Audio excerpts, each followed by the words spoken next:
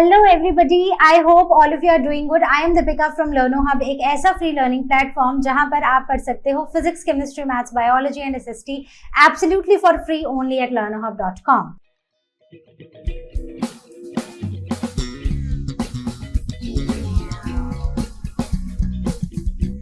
तो बच्चों, आज हम शुरू करने जा रहे हैं आईसीएसई क्लास 7 सिविक्स का नेक्स्ट चैप्टर। चैप्टर है directive principles of state policy, that is DPSP. ठीक है, तो बीच बीच में मैंने डीपीएसपी लिखा भी होगा और बोला भी होगा, तो आप समझ जाना कि मैं directive principles of state policy के बारे में बात कर रही हूँ। तो बिना टाइम वेस्ट करते हुए देखते हैं कि ये डीपीएसपीज होते क्या है। बच्चों सोचो, अगर एक दिन के लिए मैं आपको आपके स्कूल का प्रिंसिपल बना दूं, तो आप क्या करोगे कि सारे बच्चे खुश रहें, सब कुछ सीखें और भेदभाव ना हो बच्चों के बीच में। तो आपका आंसर तो मुझे कमेंट सेक्शन में चाहिए। तो शायद कुछ बच्चे ऐसा बोलेंगे कि मैं लंच फ्री करा दूंगा, कुछ ये बोलेंगे कि मैं चाहूंगा कि हर बच्चे को स्पोर्ट्स में ना इक्वल चांस मिले, शायद कोई ये बोले कि मैं चाहती हूँ कि कोई भी बच्चा अकेला महसूस ना करे। करेक्ट? तो आपका आंसर तो मुझे कमेंट सेक्शन में चाहिए। तो बिल्कुल यही वेलफेयर स्टेट होता है जहां पर हर बच्चा खुश रहे, सुरक्षित फील करे और हेल्दी रहे। तो जब हमारा देश आजाद हुआ था बच्चों, तो उस समय भी हमारे देश के कुछ लीडर्स थे जो एग्जैक्टली यही चाहते थे कि इस देश के देशवासी खुश रहें, अच्छे रहें, हेल्दी रहें और एक समान हों। तो बस यही विजन था उनका, हमारे देश को एक वेलफेयर स्टेट बनाने का।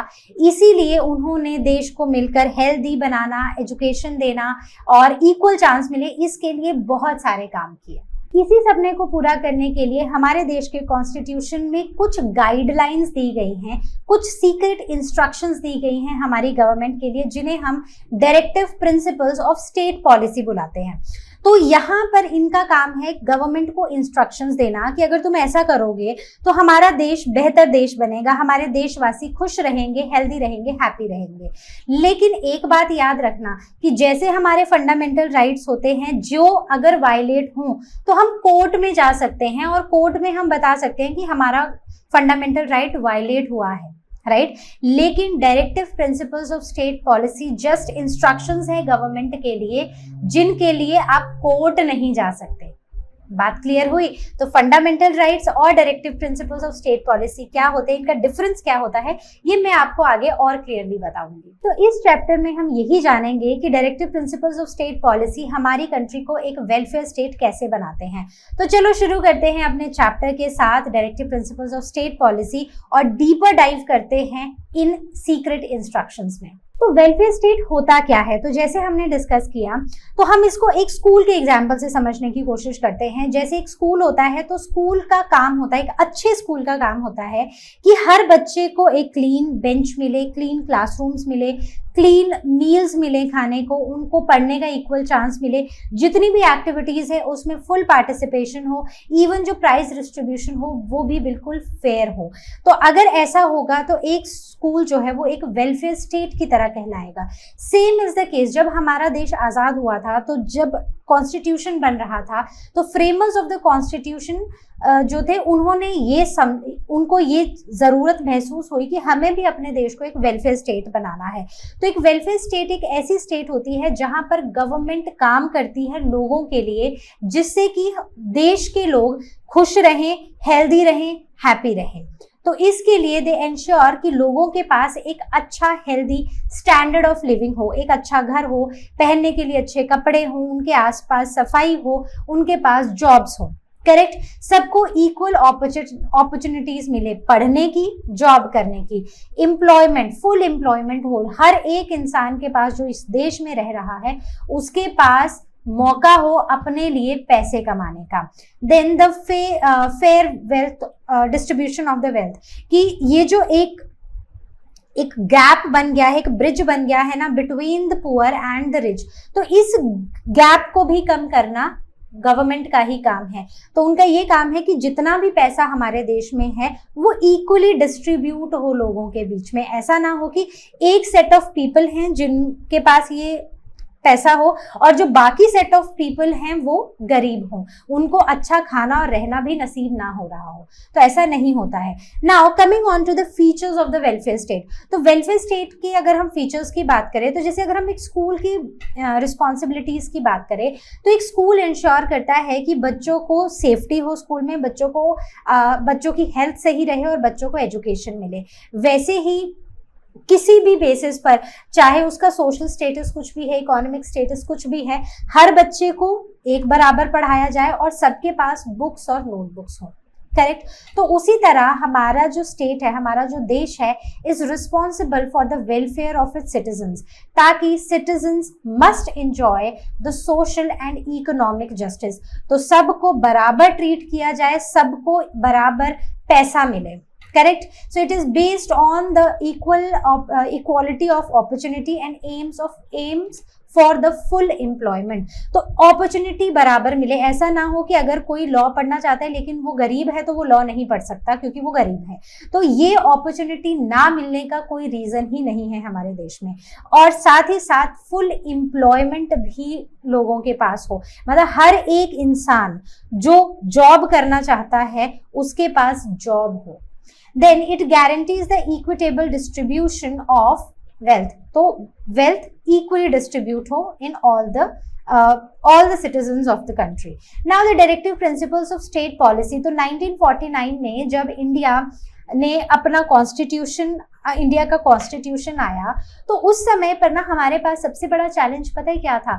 वो ये था कि हम ऑलमोस्ट 150-200 सालों की गुलामी के बाद अब हम आज़ाद हुए थे। तो इन 150-200 सालों में जो फॉरेन रूल था हमारे ऊपर, उन्होंने हमारी कंट्री को हर तरीके से एक्सप्लॉइट किया और हमारा सारा वेल्थ वो लूट के चले गए और हमारी कंट्री को जहां सोने की चिड़िया कहा जाता था वहां से वो बिल्कुल ही इकोनॉमिकली बिल्कुल हम टूट चुके थे। हमारे पास इकोनॉमिक डेवलपमेंट की तो बात छोड़ो, हमारे पास अपनी कंट्री को सस्टेन करने के लिए भी चीज़ें नहीं बची थी। तो ये जो इकोनॉमिक स्ट्रगल थी after 200 years of foreign rule, इसकी वजह से ना हमारे पास वेलफेयर स्टेट इमीडिएटली तो नहीं बन सकती थी, लेकिन कॉन्स्टिट्यूशन में कुछ गाइडलाइंस इंक्लूड की गई जिसको फ्यूचर गवर्नमेंट्स ध्यान रखें, ताकि उन गाइडलाइंस पे अगर हमारी गवर्नमेंट चलेगी तो धीरे धीरे धीरे धीरे हमारी कंट्री की ग्रोथ होगी। और जैसे हम आज देख रहे हैं, सुन रहे हैं, तो our country India is 4th largest economy in the world. तो वहां से जहां पर हमारे पास फॉरेन रूल की वजह से हमारी इकोनॉमी बिल्कुल टूट चुकी थी, वहां से अब हम 4th लार्जेस्ट इकोनॉमी पर पहुंच चुके हैं। So these are called the directive principles of state policy. So basically these guidelines which tell our government how to make this country a better place to live, how to make this country a place जहां पर सब लोग खुश हों और healthy हों। तो ये कैसे होगा? These guidelines basically are the directive principles of state policy. आगे बढ़ते हैं। Now what is the purpose of these directive principles? तो इनका मतलब पर्पस क्या है इनको बनाने का? तो पर्पस बिल्कुल सिंपल था। The purpose was to guide the centre, state and the local government. तो उनको गाइड करना, aim to promote the welfare of the people and to ensure कि जो बेसिक इकोनॉमिक और सोशल राइट्स हैं सभी इंडियंस के, वो सबको मिले।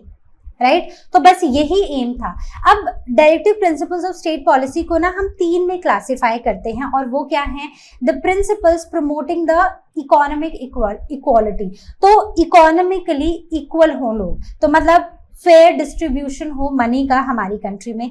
दूसरा, कुछ थे Gandhian principles which focused on the economic and the social development. तो गांधी जी ने ना तो specially he was very much keen in developing our country, मतलब हमारी कंट्री को ग्रास रूट लेवल से डेवलप करने के लिए ना इन्होंने बहुत सारी चीजें बोली, जिन्हें अगेन इन्हीं की बोली हुई बातों से कुछ प्रिंसिपल्स बनाए गए, कुछ गाइडलाइंस ऐड की गई to the directive principles of state policy. क्या है आगे पढ़ेंगे। Now there was some general principles, the overall goal for good governance. तो जनरल प्रिंसिपल्स बताते हैं कि जो अच्छी गवर्नेंस के लिए कुछ रूल्स हैं, वो क्या हैं? वो आते हैं जनरल प्रिंसिपल्स में। ठीक है। तो सबसे पहले हम ये समझते हैं कि ये जो डायरेक्टिव प्रिंसिपल्स है ना, इनकी इंस्पिरेशन क्या है। इनकी इंस्पिरेशन सबसे पहले है आयरलैंड का कॉन्स्टिट्यूशन। तो जब हमारा कॉन्स्टिट्यूशन बना था तो यूएसए, आयरलैंड, इन सब के कॉन्स्टिट्यूशन को डीपली स्टडी किया गया और वहाँ की अच्छी अच्छी बातें उठाकर हमारे कॉन्स्टिट्यूशन में डाली गई। और इवन जो गांधी जी थे, उनके जो थॉट्स थे, व्यूज थे, उनसे भी कुछ बातें निकाल कर डायरेक्टिव प्रिंसिपल्स में डाली गई। Then Irish national movement. तो 19th और 20th सेंचुरी के आसपास जैसे इंडिया के ऊपर ब्रिटिशर्स रूल कर रहे थे, वैसे ही वो आयरलैंड के ऊपर भी रूल कर रहे थे। तो वहां पर ना उन्होंने कुछ बहुत ही शांति प्रिय कुछ तरीके अपनाए, जिससे उनका मेन था कि हमें फॉरेन रूल से आज़ाद होना है, हमारी कंट्री पे हमारा घर है, हमारा देश है, हम अपना रूल अपनी कंट्री में चलाएंगे, कोई बाहर वाला आकर नहीं चलाएगा। तो इसमें भी non cooperation movement, peaceful protest, ये सब उन्होंने किया था। तो ये सारी चीज़ों से भी हमारा कॉन्स्टिट्यूशन इंस्पायर्ड है। Now the United Nations universal declaration of human rights. तो ये वो सारी चीज़ें हैं जिनसे हमारा कॉन्स्टिट्यूशन बना और जहां से ये डायरेक्टिव प्रिंसिपल्स आए। So these influences shaped India's vision of justice, equality and development for all the citizens. Now coming on to the principles promoting economic equality. तो वो principle जो economic equality को promote करते हैं। सबसे पहला, government must make laws. तो सबसे पहली बात है कि government कुछ laws बनाए which should ensure fair and equitable distribution of wealth and resources, जिससे जो भी हमारे देश के पास पैसा है, resources है, वो सब लोगों में equally distribute हो, ऐसे लॉज बनने चाहिए। दूसरा, resources must be used for common good of all the citizen. तो रिसोर्सेज जो भी हमारी कंट्री के पास हैं वो ऐसे यूज हों ताकि हमारे पूरे देशवासियों का भला हो। ऐसा ना हो कि एक सेट ऑफ पीपल हैं जिनको फायदा हो रहा है, बाकी सब सफर कर रहे हैं, ये नहीं होना चाहिए। तो इसके लिए बोला गया कि लॉज बनने चाहिए। दूसरा, राइट्स एंड प्रोटेक्शन इंश्योर। तो जो भी एडिक्वेट लाइवलीहुड है सभी सिटीजन का, वो मिलना चाहिए। मतलब उनके पास एक रहने के लिए घर, पहनने के लिए अच्छे कपड़े, खाने के लिए अच्छा खाना, 3 वक्त की रोटी, ये हो। Than equal pay for equal work, चाहे मेन है चाहे विमेन है। तो पहले ऐसा होता था ना, आपने पुरानी मूवीज में भी देखा होगा कि जहां पर अगर कोई मजदूर है तो मजदूरों में ना अगर मेन है और विमेन है जो काम कर रहे हैं, तो मेन को जहां से 500 रुपए मिलते थे, वहीं पर विमेन को वही 300 350 मिलते थे। तो just because they are the females, तो उनको पैसे कम मिलते थे और मेल्स को ज्यादा मिलते थे। तो ये जो डिस्क्रिमिनेशन है ना, ये भी हटाने के लिए डायरेक्टिव प्रिंसिपल्स में ये भी एक बहुत ही मेन प्रिंसिपल है। तो यहाँ पर ये बोला जाता है कि अगर बराबर का काम हो रहा है तो बराबर के पैसे भी मिलने चाहिए। दूसरा, right to work to reduce unemployment. तो हम सबके पास काम होना चाहिए ताकि अनएम्प्लॉयमेंट ना हो। कोई ऐसा इंसान ना हो जिसके पास पैसा ना हो, जिसके पास खाना ना हो, जिसके पास घर या कपड़ा ना हो। तो इसके लिए भी सबका अधिकार है काम करने का और सबको काम मिलना चाहिए। The support for elderly, sick, people with disabilities and unemployed. तो वो लोग जो बुजुर्ग हैं, जो बीमार हैं, जो डिसेबल्ड हैं या फिर जो अनएम्प्लॉयड हैं, उनके सपोर्ट में भी गवर्नमेंट को कुछ लॉज बनाने चाहिए ताकि अनएम्प्लॉयड को काम मिले, डिसेबल्ड हैं उनको स्पेशल फैसिलिटीज मिले, जो बीमार लोग हैं उनको अच्छा ट्रीटमेंट मिले और जो एल्डरली लोग हैं उनको प्रॉपर दवाइयाँ और केयर मिले। बात समझ आ गई? आगे चलें। Now additional rights are also ensured like living wages for every worker enough to buy the basic necessities. अब मान लो कि अभी मतलब इस टाइम पे जब हम 2025 में हैं, तो अगर मान लो कोई एक मजदूर है जो सुबह 9 बजे से लेकर शाम को 5 बजे तक काम करता है और उसके सिर्फ 200 रुपए मिलते हैं, तो क्या ये जायज है? बिल्कुल भी नहीं है, क्योंकि 200 रुपए में तो उसका एक दिन का खाना भी नहीं आएगा अगर वो कहीं खाने भी जाएगा या फिर अपने घर के लिए सामान भी खरीदने जाएगा। तो मतलब पैसा इतना हो कि वो अपनी बेसिक नीड्स, अपनी बेसिक नेसेसिटीज उनको पूरा कर पाए। बात समझ रहे हो? कि ऐसा ना हो कि कमा भी रहा है, पूरा दिन मेहनत भी कर रहा है, लेकिन पेट में खाना तो जा नहीं पा रहा है क्योंकि महंगाई इतनी ज्यादा है। तो जैसे जैसे महंगाई बढ़ रही है उनके पैसे भी बढ़ने चाहिए।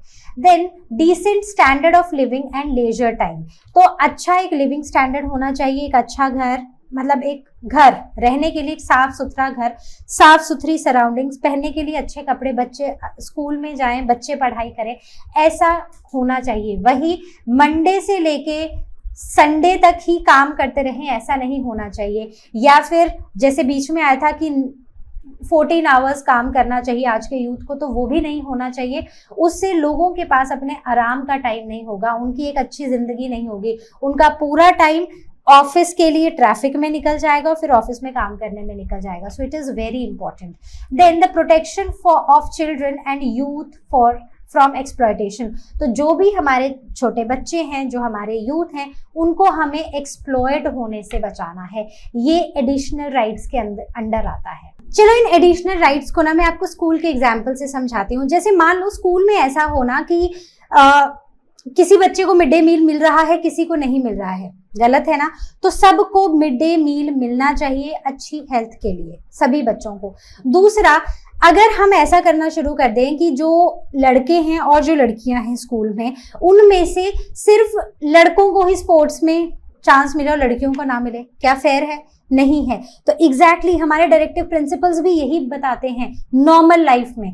तीसरा, अगर बच्चे को काउंसलिंग की या सपोर्ट की जरूरत है किसी भी तरह से, इमोशनली, फिजिकली, वो किसी भी तरह से वो प्रॉब्लम में है, तो उसको सपोर्ट मिलनी चाहिए, राइट। तीसरा, अगर मैं आपको बोलूं कि आप सुबह 6 बजे स्कूल आओगे और शाम को 6 बजे जाओगे, और उसके बाद मैं आपको इतना सारा होमवर्क दूंगी कि आपको 3 घंटे सिर्फ होमवर्क करने में लगेंगे, तो इसका मतलब कि सुबह 6 से रात के 9 बजे तक आप सिर्फ पढ़ाई का ही काम कर रहे हो, जिसके बीच में कोई लंच ब्रेक नहीं है, जिसके बीच में कोई रिसेस नहीं है, जिसके बीच में कोई गेम्स पीरियड नहीं है, कोई एक्टिविटी पीरियड नहीं है, तो कितना बोरिंग हो जाएगा, राइट। तो इसीलिए जिस तरह आपके लिए लेजर टाइम बहुत इंपॉर्टेंट है, वैसे ही बड़ों के लिए भी है, correct. Next is how to protect our children from exploitation. तो एक्सप्लॉयटेशन का ऐसा है कि आपने देखा होगा कि कई बार बड़े बच्चे छोटे बच्चों को तंग करते हैं, आपने रैगिंग के बारे में सुना होगा, राइट, बुलिंग के बारे में सुना होगा। तो जैसे आपके स्कूल का फर्ज है कि स्कूल में कोई बच्चा किसी को बुली ना करे, किसी तरह की कोई एक्सप्लॉयटेशन ना हो, तो उसी तरह हमारे देश के लिए हमारे बच्चे, हमारे यूथ उतने ही इंपॉर्टेंट हैं और उनका एक्सप्लॉयटेशन, बुलिंग नहीं होनी चाहिए। आगे बढ़ते हैं। अब हम गांधी जी के प्रिंसिपल्स पे आते हैं। तो गांधी जी के जो आइडियाज थे ना, वो बहुत ज्यादा सोशल डेवलपमेंट में मानते थे। So they are also included in the constitution. So these ideas are called as the Gandhians directive principles. So government is expected to follow these principles for the balanced rural and the social growth. तो गांधी जी ने एक चीज बोली थी कि अगर हम चाहते हैं कि हमारा कंट्री एक ट्रू सेंस में डेमोक्रेटिक कंट्री बने, तो उसके लिए ये बहुत इंपॉर्टेंट है कि हमारी जो रूरल सेल्फ गवर्नमेंट्स है ना, वो स्ट्रांग हो, हमारे जो गांव है ना, वो सब स्ट्रांग हो। तो इसलिए उन्होंने रूरल डेवलपमेंट पे बहुत ज़्यादा फोकस किया था। तो उनका बोलना ये था, जो गांधीयन प्रिंसिपल्स हैं वो ये बोलते हैं कि government must provide free and compulsory education to all children up to the age of 14। ठीक है। दूसरा, promote cottage industries in villages. तो छोटी छोटी इंडस्ट्री, जैसे आजकल आपने देखा होगा हैंडीक्राफ्ट्स का काम होता है, आपने देखा होगा कि लोग छोटे छोटे गांव से अमेज़न पे अपना सामान बेचते हैं, राइट। और इसी तरह वो मतलब आत्मनिर्भर बन रहे हैं, इसी तरह वो अपना घर अच्छे से चला पा रहे हैं, करेक्ट। तो इन छोटी छोटी इंडस्ट्रीज को प्रमोट करना विलेजेस में भी, ये गांधीयन प्रिंसिपल्स ही हमें बताते हैं। Then prohibit prohibit cattle slaughter and modernize agriculture and animal care. तो कैटल स्लॉटर नहीं होना चाहिए। और दूसरा, जो भी हमारे एग्रीकल्चरल टूल्स हैं, जो भी हमारे एनिमल केयर की टेक्निक्स हैं, उन सबको हम मॉडर्नाइज करें। तो जैसे जैसे साइंस एंड टेक्नोलॉजी में डेवलपमेंट हो रही है, वैसे वैसे यहाँ पर भी मॉडर्नाइजेशन होनी चाहिए। अगला आता है, government must also promote education and economic support for scheduled caste, scheduled tribes and other weaker sections of the society. Nutrition में इम्प्रूवमेंट की बहुत ज़रूरत है, और साथ ही साथ general health of citizens is also very much important. तो वो लोग जो बैकवर्ड क्लासेस से हैं उनको भी मौका मिलना चाहिए, सबकी न्यूट्रिशन की, हेल्थ की प्रॉपर केयर होनी चाहिए, ये हमें गांधीयन प्रिंसिपल्स बताते हैं। बाकी एडिशनल मेजर्स हैं, prevent the use of intoxicating drinks and the harmful drinks. तो ये जो हार्मफुल ड्रिंक्स हैं हमें इनसे दूर रहना है ताकि हम होश में रहें और अपनी ग्रोथ और अपने देश की ग्रोथ के बारे में सोचें और उसके लिए काम करें। Next, establish village panchayats, local self government in villages. तो जो विलेज पंचायत्स हैं उनकी एस्टैब्लिशमेंट के लिए बहुत ज़्यादा फोकस किया था गांधी जी ने, उन्होंने बोला था कि ये तो होनी ही चाहिए। देन जनरल प्रिंसिपल्स, तो जनरल प्रिंसिपल्स हमें बताते हैं कि ये प्रिंसिपल्स हैं जो these principles guide the government in broader areas, जैसे कि justice, environment, foreign policy and heritage protection. तो इनके बारे में ये गाइड करते हैं। तो गवर्नमेंट ड्यूटीज, तो government must promote international peace and security.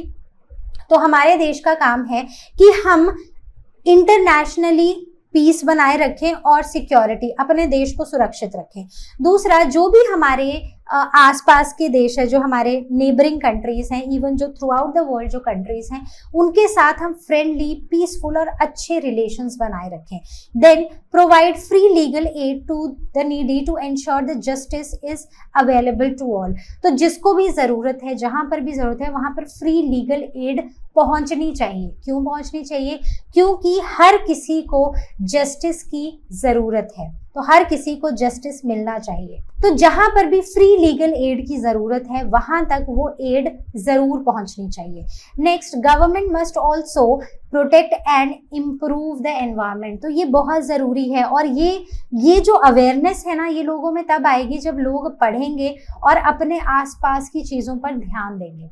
Next है safe guard forests and wild life. तो हमारे जो फॉरेस्ट है, हमारे वाइल्ड लाइफ है, उनका हम ध्यान रखें। जैसे हम देख रहे हैं कि बहुत ज़्यादा डिफॉरेस्टेशन हो रहा है, बहुत सारे पेड़ों को काटा जा रहा है just for the development of मतलब एग्रीकल्चर लैंड बनाने के लिए, या फिर हमें वुड की ज़रूरत है, या फिर बिल्डिंग्स, मॉल, सिटीज़ बनाने के लिए। So that is wrong. तो ये भी हमारे जनरल प्रिंसिपल्स में लिखा है। तो वही बात है, ये एनफोर्सेबल नहीं है, इसलिए लोग कुछ भी करते जा रहे हैं, लेकिन दीज आर द प्रिंसिपल्स जो एक्चुअली हमारी डेवलपमेंट में, हमारे देश की डेवलपमेंट में हमारी हेल्प करते हैं। तो अगर हम इन पे ध्यान देना तो हमारा देश और भी ज़्यादा तरक्की करेगा।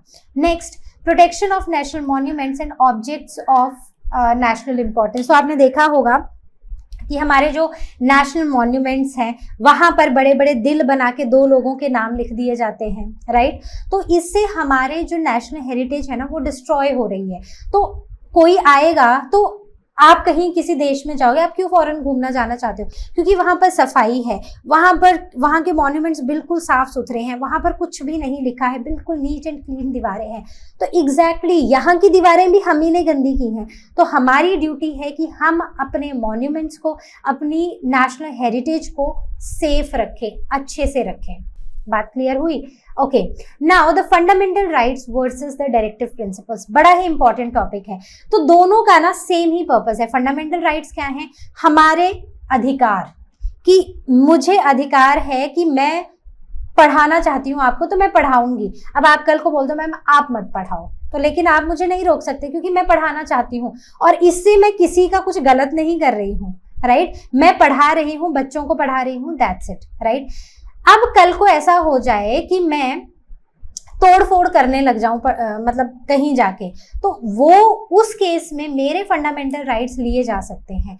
लेकिन अगर मैं एक रिस्पॉन्सिबल सिटीजन की तरह अगर मैं अपने फंडामेंटल राइट्स को एंजॉय करूं, तो कोई भी मुझसे मेरे फंडामेंटल राइट्स नहीं छीन सकता। सो वैसे ही इन दोनों का कॉमन पर्पस है, the aim is to protect citizens rights and ensure कि सोशल प्रोग्रेस हो, इकोनॉमिक प्रोग्रेस हो और पॉलिटिकल प्रोग्रेस भी हो। तो इन दोनों के बीच का डिफरेंस देखते हैं। तो पहली बात है जस्टिसेबल। तो अगर हमारा कोई भी फंडामेंटल राइट वायलेट होता है, से हम पढ़ना चाहते हैं, कॉलेज में मैं एडमिशन लेना चाहती हूँ, मैंने मार्क्स ले लिए हैं, मैंने टेस्ट क्लियर कर लिया है, लेकिन वो मुझे फिर भी नहीं एडमिशन दे रहे, वो ये बोले कि आप लड़की हो आपको नहीं मिलेगा, ठीक है, तो ये गलत है, वो मुझे नहीं रोक सकते।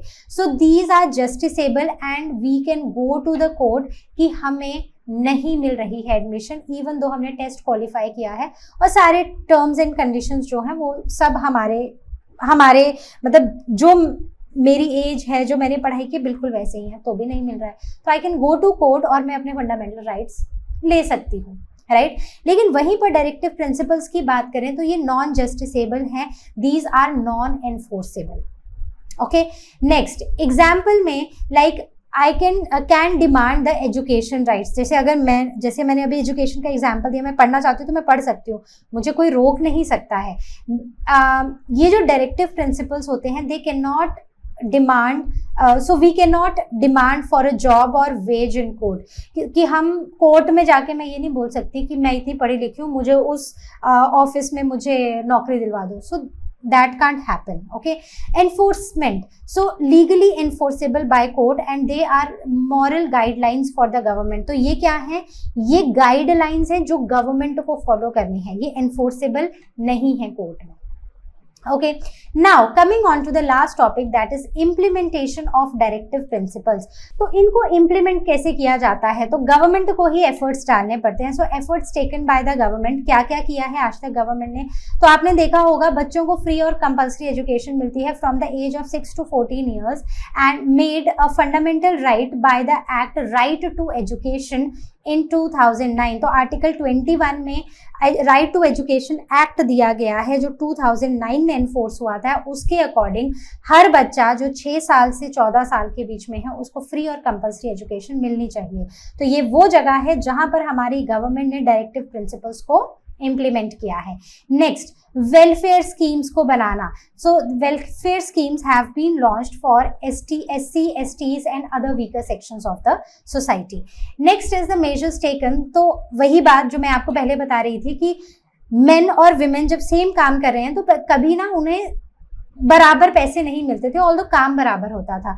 तो इसीलिए now the equal pay for both men and women is made a law. तो अगर बराबर का काम है तो बराबर के पैसे मिलने चाहिए। एम्प्लॉयमेंट स्कीम्स आर लॉन्च्ड, लोगों के लिए एम्प्लॉयमेंट स्कीम्स लॉन्च हुई है। Land reforms have been pass to help poor landless farmers. तो जो पुअर लैंडलेस फार्मर्स हैं उनके लिए लैंड रिफॉर्म स्कीम्स लॉन्च हुई हैं। The efforts have been made by the centre and the state government.